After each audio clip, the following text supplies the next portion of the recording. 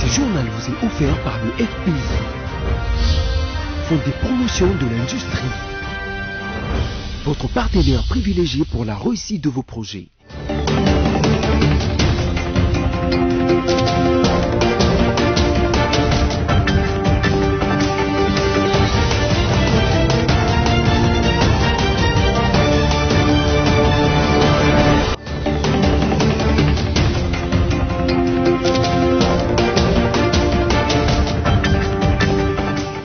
Bienvenue à ce nouveau numéro du journal sur BSC TV dont voici le sommaire. Depuis le début de la pandémie du Covid-19 en République démocratique du Congo le 10 mars dernier, le cumul est de 682 cas, 34 décès et 80 personnes guéries, 275 cas suspects en cours d'investigation. Et puis, dans une déclaration faite dimanche 3 mai 2020, les femmes du Front commun pour le Congo FCC ont dénoncé le caractère féministe que prend la récente altercation entre Alexis Thambwe Mwamba, président du Sénat, et sa consoeur Bijou Goya. Enfin, décédé depuis dimanche 3 mai 2020 en France, l'artiste comédien congolais Maître Paille a laissé plusieurs de ses collègues et fanatiques dans une grande tristesse. Au micro de la rédaction de BSC TV, nombreux sont ceux qui gardent de lui l'image d'un grand formateur. Mesdames, Messieurs, bienvenue à toutes et à tous. Depuis les débuts de la pandémie du Covid-19 en République démocratique du Congo le 10 mars dernier, le pays a déjà enregistré 682 cas confirmés, dont 34 décès et 80 personnes guéries. 275 cas suspects sont en cours d'investigation et 502 patients sont en bonne évolution. Stella Hachema.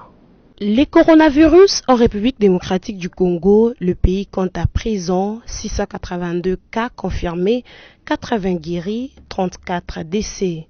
L'équipe des ripostes a rapporté ce dimanche 3 mai 2020 8 nouveaux cas confirmés, dont 4 à Lubumbashi, dans le Haut-Katanga, 3 à Kinshasa et 1 à Goma, dans le Nord Kivu. Ici, de noter que jusqu'à dimanche, la RDC a compté 275 cas suspects en cours d'investigation et 502 patients en bonne évolution. Au niveau des provinces, la ville-province de Kinshasa est toujours en tête avec 652 cas sur les 7 provinces touchées. L'évolution de la pandémie à coronavirus en date du 2 mai 2020 à la prison militaire de Ndolo située dans la zone de santé des Kokolo est telle que le cumul des cas dans cette zone donne 104 cas confirmés. Et puis 10 millions de dollars américains, c'est la somme que le Fonds de promotion de l'industrie FPI, coordonné par le ministère de l'Industrie, disponibilise pour venir à la rescousse des entreprises locales secouées par la crise de Covid-19. C'est ce que les responsables de ces deux institutions ont révélé le week-end dernier. Liévin Louzolo signe ce reportage. Le Fonds de promotion pour l'industrie FPI, sous le leadership du ministère de l'Industrie, que pilote Julien Paluku Kawanga, a approuvé samedi 2 mai à Kinshasa une enveloppe de 10 millions de dollars américains, montant désormais disponible pour financer les entreprises congolaises secouées par la crise sanitaire mondiale due au coronavirus. Les projets prioritaires dans les domaines de l'agroalimentaire, de l'industrie pharmaceutique et de la logistique seront financés par le FPI, tel que annoncé en début de la semaine par le ministre de l'Industrie Julien Paluku Kawanga. Toutes les conditions d'utilisation de cette somme ont été fixées au cours de la réunion du conseil d'administration du FPI pour faire face au choc dû aux effets de Covid-19 en vue de réduire la dépendance de notre économie. Réunion stratégique ce jour avec conseil d'administration FPI, soutenir les entreprises locales, définir l'enveloppe globale, plafonner les appuis à accorder au secteur prioritaire, a dit Julien Paluku dans son compte Twitter. Considéré comme une bouffée d'oxygène, le financement du FPI va beaucoup aider les gouvernements de la République à consolider les programmes alimentaires d'urgence PAU, en approvisionnant ainsi les grandes agglomérations et villes de la RDC en denrées alimentaires, principalement Kinshasa. Le patron de l'industrie, Julien Paluku Kawanga, avait déjà tracé le cadre au cours de la dernière réunion avec le staff du conseil d'administration du FPI, signalant que la réduction de la dépendance de l'économie congolaise vis-à-vis de l'extérieur par la production des matières premières destinées aux industries locales et les produits finis concernant les biens importés est l'une des missions assignées au FPI. Et puis, en exécution des instructions du ministre de l'Industrie, Julien Paluku, le Fonds de promotion de l'industrie met en place un programme d'urgence d'approvisionnement de produits manufacturiers et vivriers. Par cette mise en place, le FPI répond à l'appel du gouvernement dans le cadre de la lutte contre la rareté de produits en cette période de crise due au Covid-19. Suivez. En exécution des instructions du ministre de l'Industrie, Julien Paluku Kaongia, le Fonds de promotion de l'industrie met en place un programme d'urgence d'approvisionnement en produits manufacturés et vivriers. C'est pour s'assurer de la capacité opérationnelle de ces 4 armateurs, à savoir les établissements Transoïques, Entrée Conga, Nasser et les compagnons de Daniel, qui ont sollicité du Fonds de promotion de l'industrie un appui financier qui va leur permettre d'améliorer leurs activités de transport fluvial ainsi que d'achat de produits de première nécessité afin de desservir le pays en ces temps de crise de la Covid-19, que cette équipe des analystes des projets du FPI et quelques cadres a été sur le terrain dans quelques ports de la capitale Kinshasa. En effet, le FPI, répondant à l'appel du gouvernement dans le cadre de la lutte contre la rareté des produits de première nécessité suite à la pandémie de Covid-19, a décidé de financer ces 4 armateurs à hauteur de 1 800 000 $ américains. Ces armateurs devront desservir les axes Kasaï, Sankuru, Équateur et Chuapa en produits manufacturés et ensuite ramener à Kinshasa les produits agricoles. Ce projet d'urgence d'approvisionnement en produits manufacturés et vivriers aura donc le mérite d'augmenter la production agricole, desservir les provinces en produits manufacturés et ravitailler la ville-province Kinshasa de produits agricoles et vivriers. Mais plus encore, de maintenir le prix des ventes de ces produits revus et maintenus à la baisse de manière permanente pendant et après la période de Covid-19. Pour rappel, le FPI disponibilise 10 millions de $ américains pour financer les entreprises congolaises touchées par la crise due au Covid-19. Il s'agit de projets prioritaires dans le domaine de l'agroalimentaire, de l'industrie pharmaceutique et de la logistique. Les conditions d'éligibilité à ces fonds ont été validées au cours de la réunion du conseil d'administration du FPI, tenue ce week-end à Kinshasa au ministère de l'Industrie. Évoluons dans ce journal, le Parti du Peuple pour la Reconstruction et la Démocratie, PPRD, par les billets de son secrétaire permanent, Emmanuel Ramazani Chadari, a procédé à la distribution d'un lot important des vivres et non-vivres destinés aux ressortissants de toutes les 26 provinces vivant à Kinshasa. Une initiative de Joseph Kabila Kabange, président de cette formation politique. Remise d'un lot important de vivres et non-vivres aux notables membres du bureau politique et du Conseil national du Parti du Peuple pour la Reconstruction et la Démocratie PPRD samedi 2 mai 2020. C'est le secrétaire national de cette formation politique, Emmanuel Ramazani Chadari, qui, au nom de Joseph Kabila Kabange, président du parti, a procédé à cette remise au siège du PPRD à Kinshasa-Gombe. Ces notables sont de points focaux qui représentent les différentes zones linguistiques et géographiques du pays.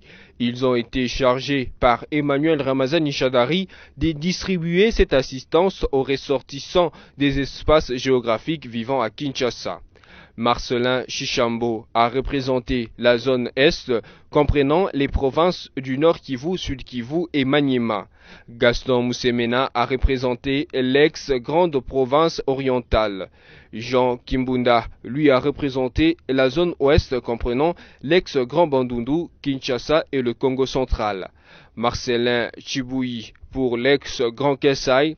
Dieudonné Moisé a représenté l'ex-Grand Katanga, tandis que le prof Mboyo a lui été chargé pour l'ex-Grand Équateur.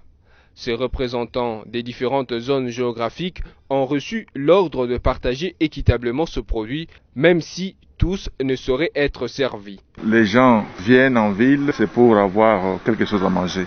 Quand on donne à manger, on permet à nos membres de rester à la maison et ça diminue également la propagation de cette pandémie de coronavirus. Les bénéficiaires ont, au nom du peuple qu'ils représentent, remercié le président national du Parti du peuple pour la reconstruction et la démocratie PPRD, Joseph Kabila Kabange, pour ses gestes de cœur.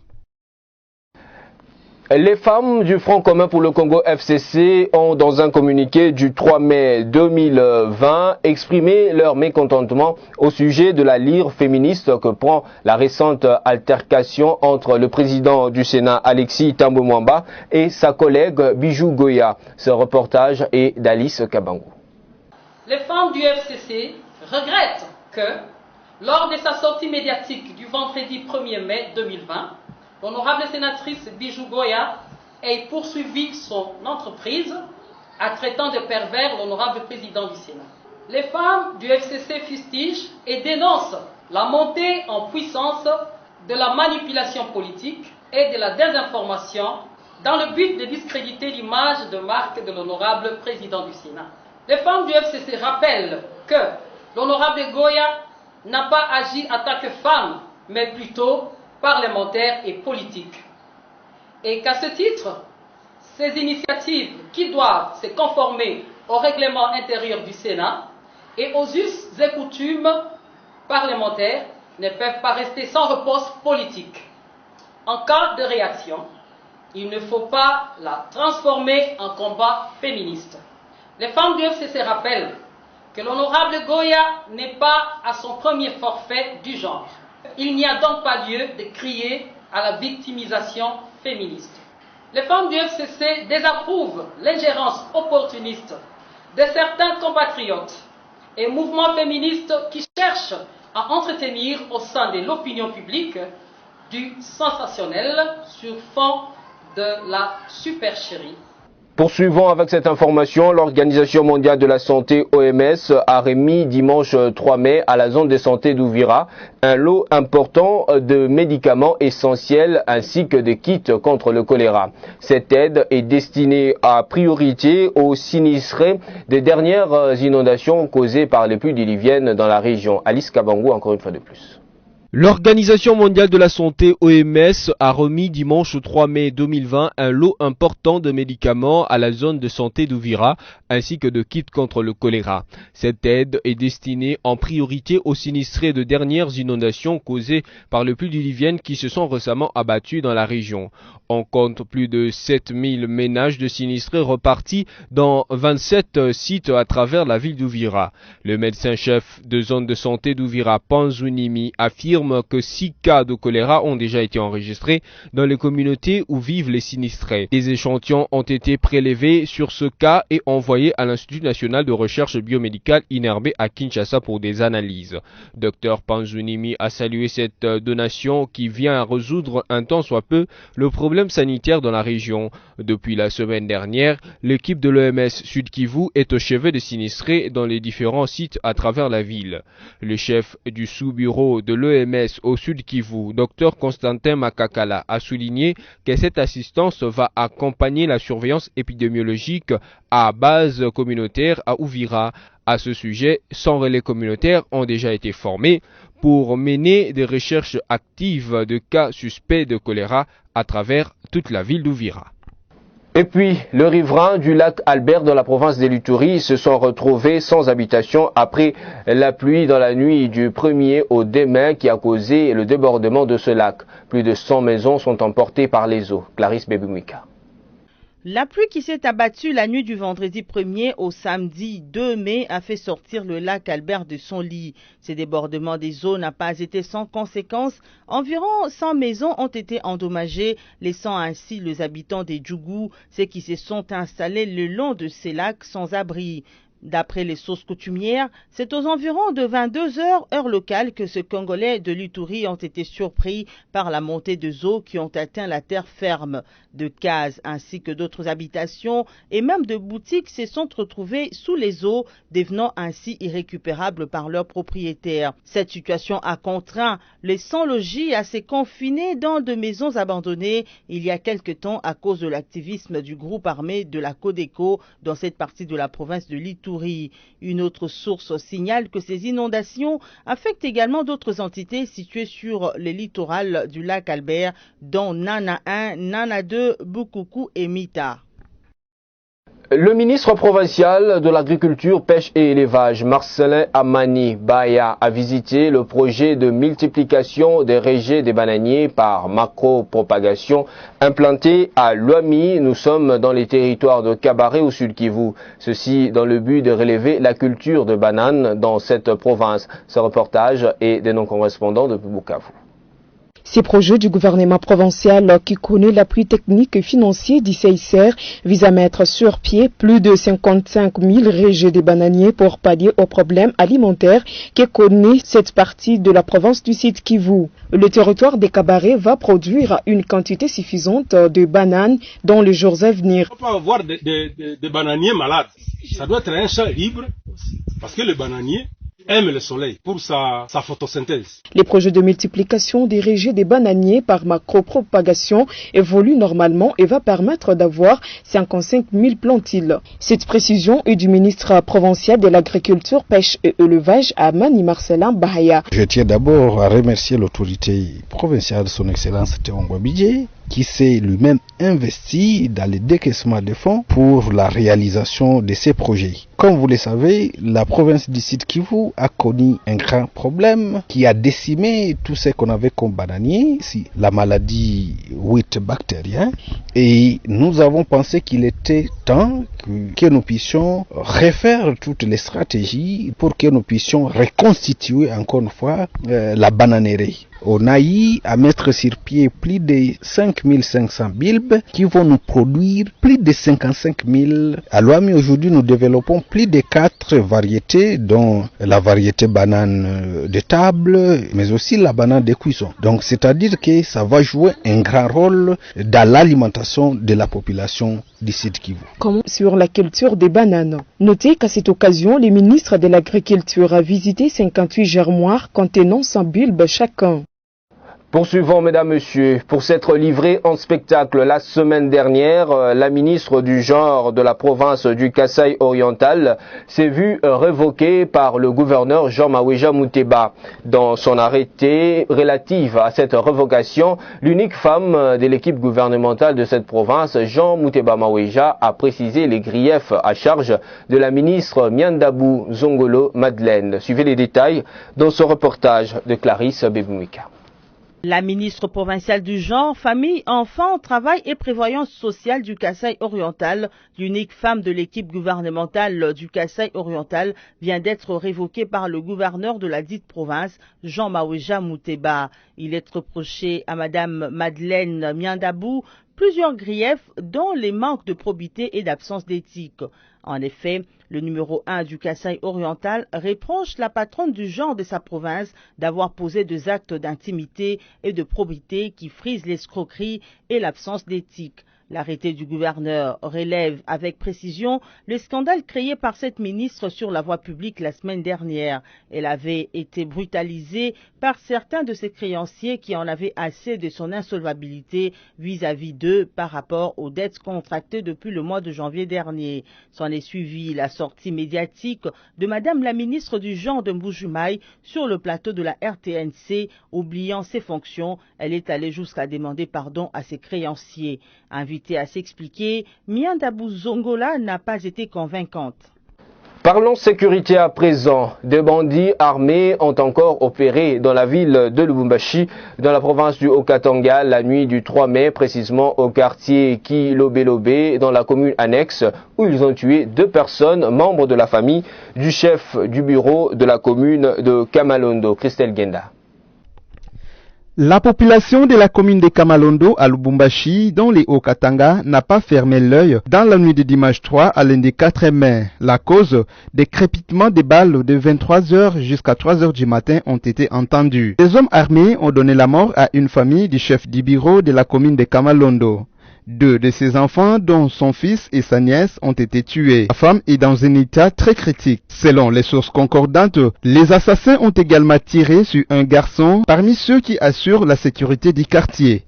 Ce sont des crimes qui ont poussé la population de cette partie de la ville de Lubumbashi à se soulever le matin de ce lundi. Le bureau du quartier Navindu a aussi été pillé ce lundi. Rappelons qu'une commission d'enquête venue de Kinshasa, avec à la tête le vice-premier ministre, ministre de l'Intérieur, Gilbert Kankonde, avait décidé de la décentralisation des centres de coordination des opérations dans les communes de Lubumbashi. Par ailleurs, le patron de l'Intérieur national avait également décidé d'échanger les officiers ayant passé plus de 5 ans dans les Haut-Katanga.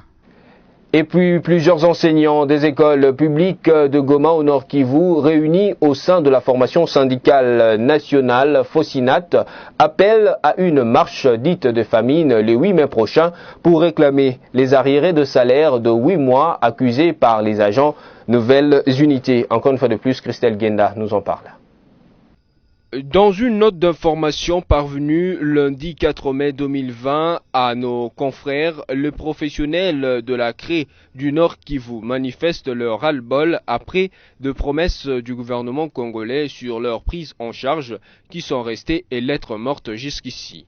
Le gouvernement reste indifférent à nos revendications. Nous sommes devenus incapables de répondre à nos besoins primaires suite au mauvais traitement dont nous sommes victimes. Nous décidons qu'une marche de famine des enseignants soit organisée vendredi 8 mai 2020. Peut-on lire dans une note signée par Baala Chamer, président provincial de la Fosinat. La marche aura comme point de chute le gouvernorat du Nord Kivu où un mémorandum sera déposé. Ils seront munis d'objets classiques et porteront de masques et affirment qu'ils respecteront également d'autres mesures d'hygiène de lutte contre le coronavirus. Rappelons que le 30 avril dernier, ces enseignants ont écrit une lettre au gouverneur du Nord Kivu, Karlin Zanzu Kasivita, dans laquelle ils menaçaient de ne pas reprendre le cours après la pandémie du Covid-19 si les nouvelles unités ne sont pas prises en charge par le gouvernement congolais. À l'occasion de la Journée mondiale de la liberté de la presse célébrée le 3 mai de chaque année, la rédaction de BSC TV a recueilli plusieurs réactions de journalistes concernant le rôle de l'information journalistique dans la construction de la démocratie et dans le développement de la République démocratique du Congo. Notez que cette journée a été célébrée sous les thèmes journalisme sans crainte ni complaisance. C'était la schéma. À l'occasion de la Journée mondiale de la liberté de la presse qui se tient le 3 mai de chaque année, les professionnels du secteur ont réagi en répondant aux questions posées par la rédaction de BSC Télévision sur le rôle de l'information journalistique dans la construction de la démocratie et du développement en République démocratique du Congo. Le rôle de l'information journalistique dans la construction de la démocratie, surtout ici en République démocratique du Congo, est vraiment, ce rôle-là est très important parce que sans l'information, aujourd'hui, notre démocratie sera peut-être piétinée ou bien bafouée parce qu'on s'est dit, le journaliste ou bien l'information à travers ces bons métiers, ces beaux métiers que le journaliste exerce, ça permet que cette démocratie soit mise en œuvre. Donc tous les deux côtés, que ce soit l'opposition ou le pouvoir, a la parole par rapport à l'information ici en République démocratique du Congo. Nous voyons quand même des avancées et malgré il y a quelques couacs, mais il y a quand même des avancées sur ce sens-là ici à la République démocratique du Congo. Je dirais personnellement, l'information journalistique a pour rôle dans la démocratie d'orienter les opinions, d'orienter l'opinion de la population, d'informer, mais aussi de divertir, parce que ça cadre avec l'information. Mais en ce qui concerne la République démocratique du Congo et son développement, la population congolaise a besoin des informations vérifiées et vérifiables. Nous pouvons voir actuellement beaucoup des abus, des outrages se faire parce que le journaliste est un peu trop sensationnel et les personnes ont tendance à faire le journaliste d'opinion et pourtant quelque chose qui désoriente même celle de la population et voire même de certains politiciens ou dirigeants.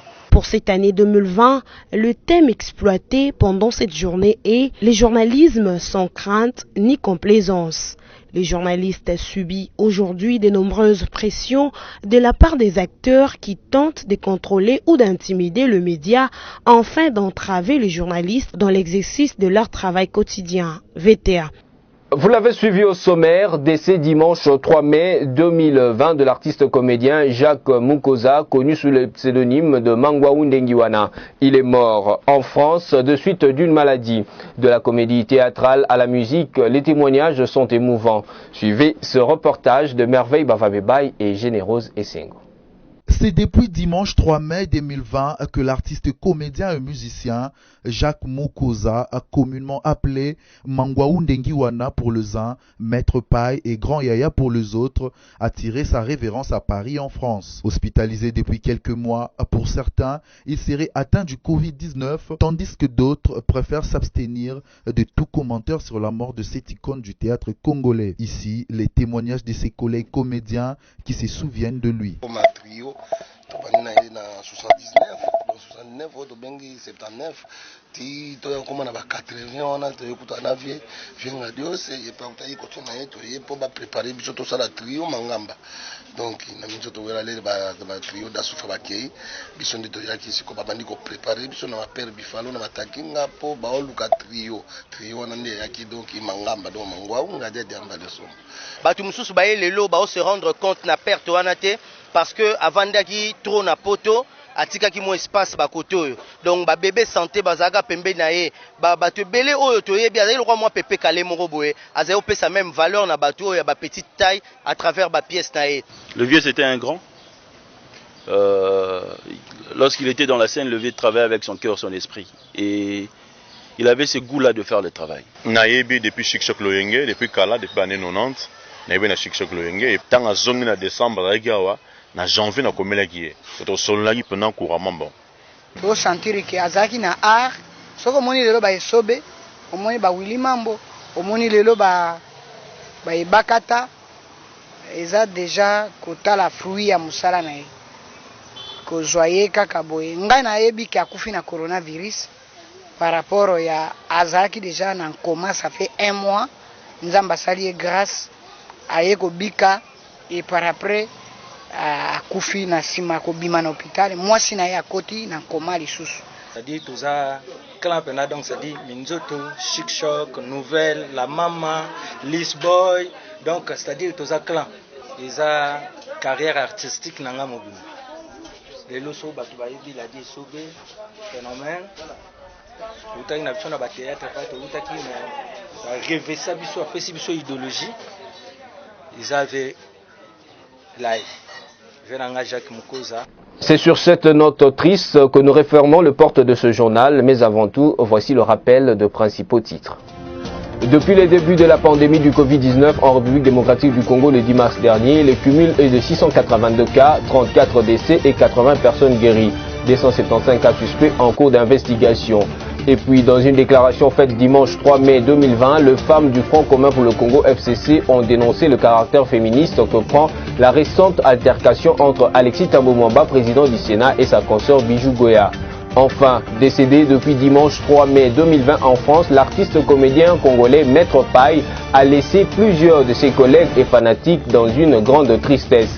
Au micro de la rédaction de BSC TV, nombreux sont ceux qui gardent de lui l'image d'un grand formateur.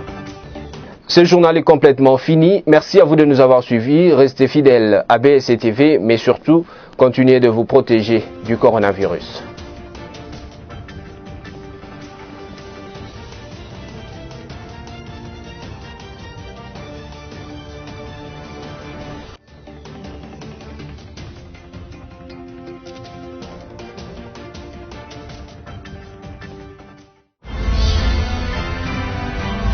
Ce journal vous a été offert par le FPI, Fonds des promotions de l'industrie, votre partenaire privilégié pour la réussite de vos projets.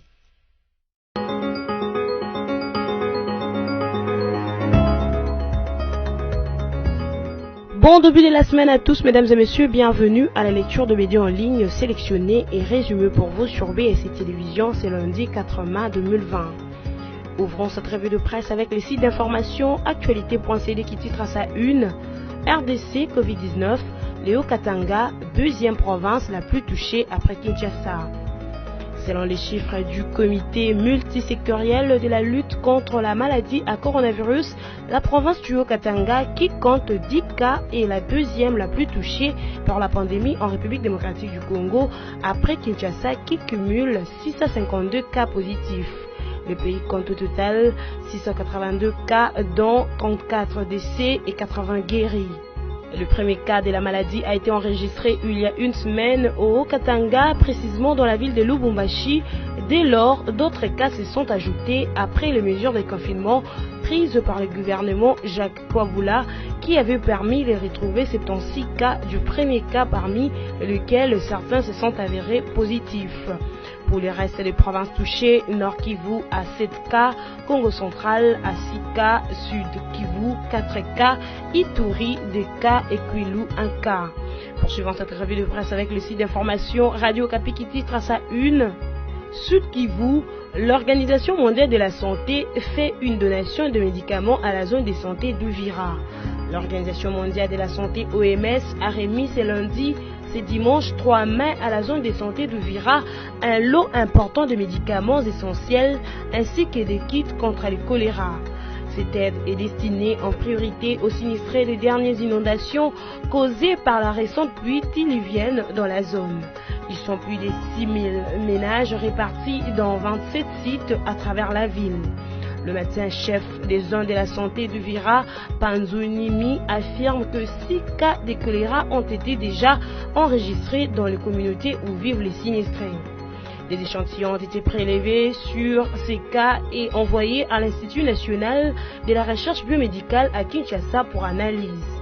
En outre, il a salué cette donation qui vient résoudre tant soit peu le problème sanitaire dans la région depuis une semaine. L'équipe de l'OMS Sud Kivu est au chevet des sinistrés des différents sites de la ville. Bouclons cette revue de presse avec les sites d'information Forum des As qui titre à sa une. Dans une interview de Forum des As et Eco News, Adolphe Muzito, plus qu'un simple collectif budgétaire, la République démocratique du Congo a besoin d'un programme. Il en est de la médecine comme de l'économie, c'est les diagnostics qui commandent la thérapie. Ainsi, après avoir passé au crible les fondamentaux actuels de l'économie en République démocratique du Congo, l'économiste Adolphe Muzito, doublé d'expériences avérées, notamment à la tête du gouvernement, est formel. Le pays a besoin non d'un collectif budgétaire, mais d'un programme trinal, voire quinquennal. Cette revue de presse est terminée. Merci à vous de l'avoir suivi.